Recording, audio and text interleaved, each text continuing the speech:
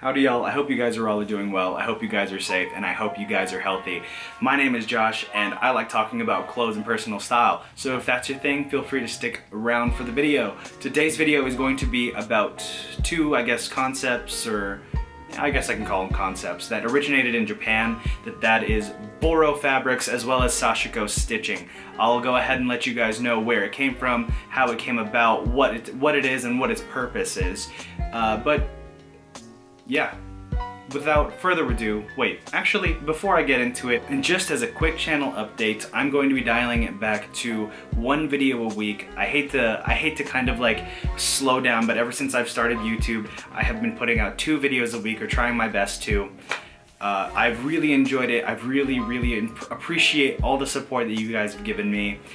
But as my personal life gets a little bit busier, I just can't allocate enough time to YouTube to kind of make and perfect the videos that I want to do. So I hope you guys understand. I definitely will be trying to refine my videos as much as humanly possible, just to make sure that the content that I put out for you guys is something that I'm proud of. So I hope you guys understand, but back to the video.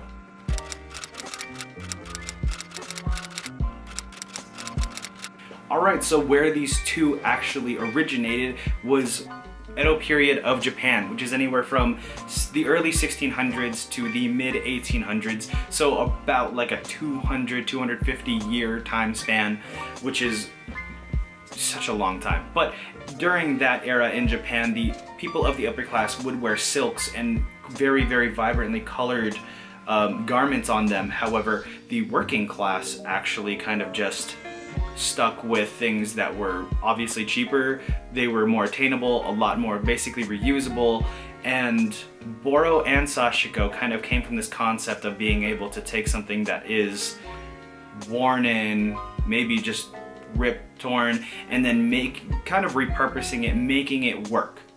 And it's basically that era's rendition of patchwork. A lot of people really love patchwork right now, and this is kind of the original.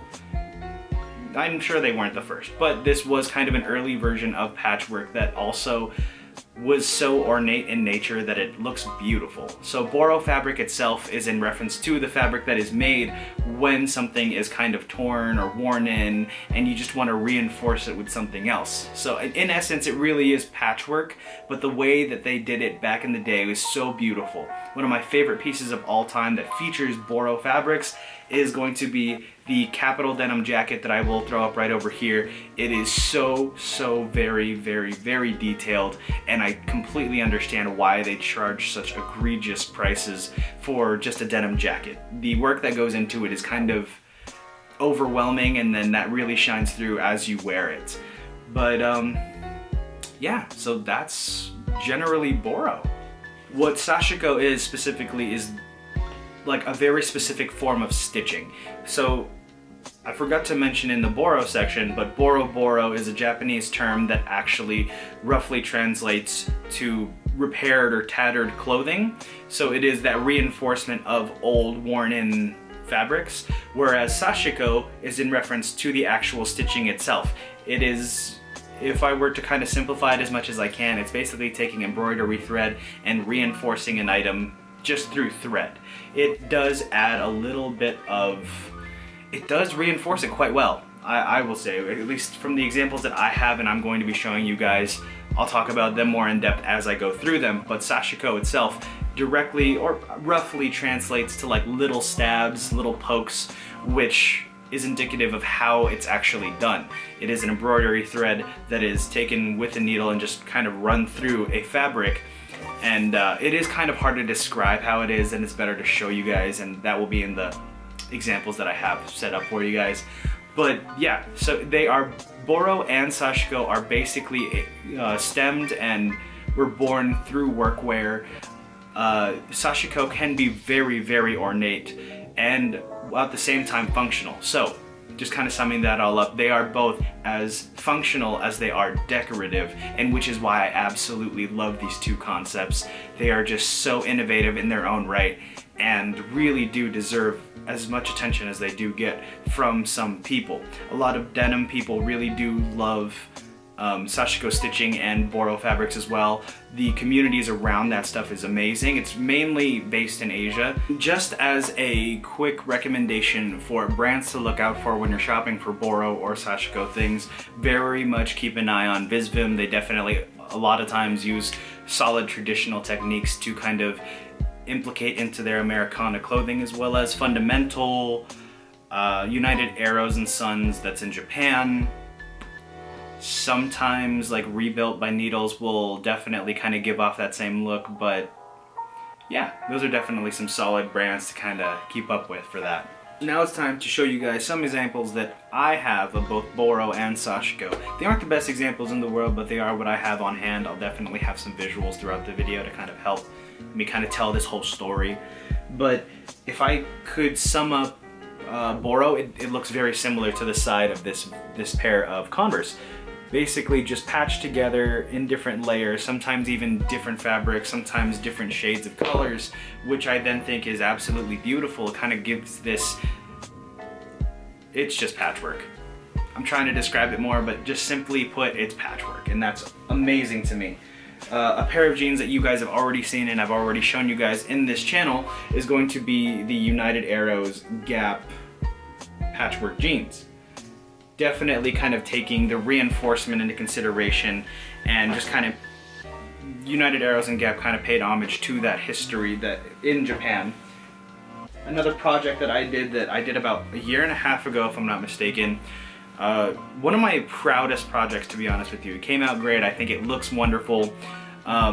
This is my first attempt at Sashiko and kind of trying to emulate the Boro look. This is a Stussy lined flannel that I thrifted, and I love the colors, and I just so happened to have patches that had designs on them that were also in navy, so it really just made sense for me to kind of make this a personal project. Right over here you can see the white stitching that's around the panels of different patterns, but yeah, Stussy lined flannel. Definitely need a lined flannel in your life if you're in colder weather, and might as well make it your own by just kind of throwing whatever you want on there. I originally meant to be the entire jacket covered in these patches. However, I really kind of liked how this pattern kind of creeps up and it's not uniform throughout. But yeah, Sashiko stitching in the white embroidery thread, Boro by kind of patching on things and kind of reinforcing them. And the last thing I have to show you guys, definitely the absolute best example that I have right now of Sashiko stitching is going to be this right here. If you don't know what these are Kapital Century Denim. Honestly, absolutely amazing. I am super fortunate to be able to have a pair of these in hand. There's not enough good things that I can say about these pants. To show you the Sashiko stitching going around, let me see if I can get that detail on there. So yeah, there is basically blue Sashiko stitching going throughout the entire pant, and really it is the entire thing, and it adds for a very interesting effect because the original denim underneath the stitching is actually gray, but then it does kind of give you that blue hue. Just to show you some of the details of this pant, even the back cinch in the back, which was originally put there back in the day in older pairs of jeans to basically so you don't need a belt. It has a leather capital patch for branding. This piece of fabric there that has some icons on it, and the details to this pant are insane. Like everything down to the rivets are just really solid quality. Everything down to the buttons. Here's the inside tag. But yeah, let me show you guys the inside so you can kind of see that the actual stitching does go throughout the entire pant and through the pant itself. So the denim that they used for this isn't the thickest denim, which kind of makes me believe that it wouldn't be the most sturdy denim in the world. However, with the stitching going throughout the entire pair of pants, the embroidery thread will take a good brunt of the friction that it'll take when I like kind of brush against things, and it does kind of reinforce and make the fabric stronger. And that is like the whole point of Sashiko stitching. But yeah, those are really all the examples that I can think of in my wardrobe. But let me know, definitely let me know what you guys think. If you have a pair of Century Denim, or if you have anything that's Boro or Sashiko, let me know, share it with me. Tag me in the photos, send it to me, DM it to me. Let's have a conversation. Put it down in the comments down below. Like, comment, subscribe, really just do what you do. And yeah, that's all I really have to say about this topic, and I'm very, very happy that I got to share this with you guys. So, I hope you guys enjoyed it, and I will see you in the next video. Later.